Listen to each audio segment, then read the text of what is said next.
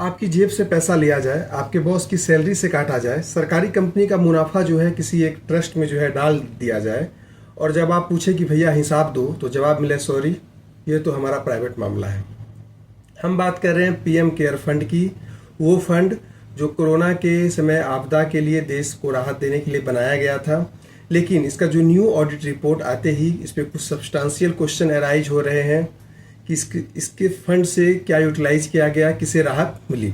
जो new audit report है, जब उसके फिगर को आप सुनेंगे तो दंग रह जाएंगे कि फाइनेंशियल ईयर 24-25 में इसके पास 8,453 करोड़ रुपए के पहाड़ जैसे कॉर्पस होने के बावजूद सरकार ने जो एक्सपेंडिचर किया है वो महज 0.01% किया, यानी कि ना के बराबर। अब आता है असली खेल, यानी कानूनी मामला, जिसके लिए मैं ये वीडियो बना रहा हूँ। इस फंड का नाम है पीएम केयर फंड। इसके जो अध्यक्ष हैं देश के प्रधानमंत्री हैं नरेंद्र मोदी।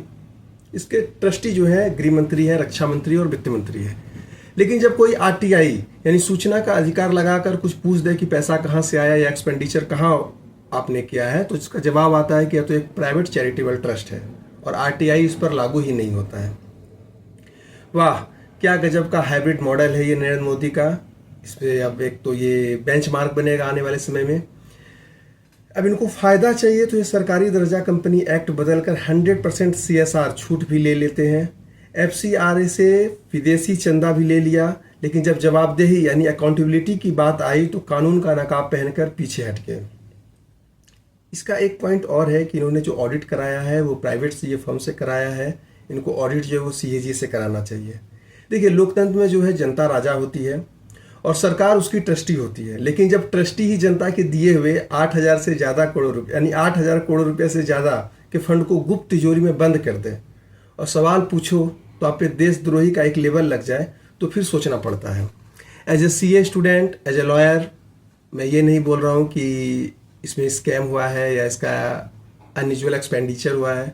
मेरा दो कंसर्न है, बहुत ही सिंपल सा। एक तो इसे आरटीआई में लाना चाहिए और इसका जो ऑडिट है वो सीएजी से कराना चाहिए। इससे इसकी अकाउंटेबिलिटी, ट्रांसपेरेंसी एंड जो पीपल हैं उसके सेफगार्ड्स को सिक्योर किया जा सके। और मोदी जी का भी इस पे जवाब आ चुका है, आप लोग इसको सुनकर जरूर जाएं। अरे हम तो फकीर आदमी हैं, झोला लेके चल पड़ेंगे जी।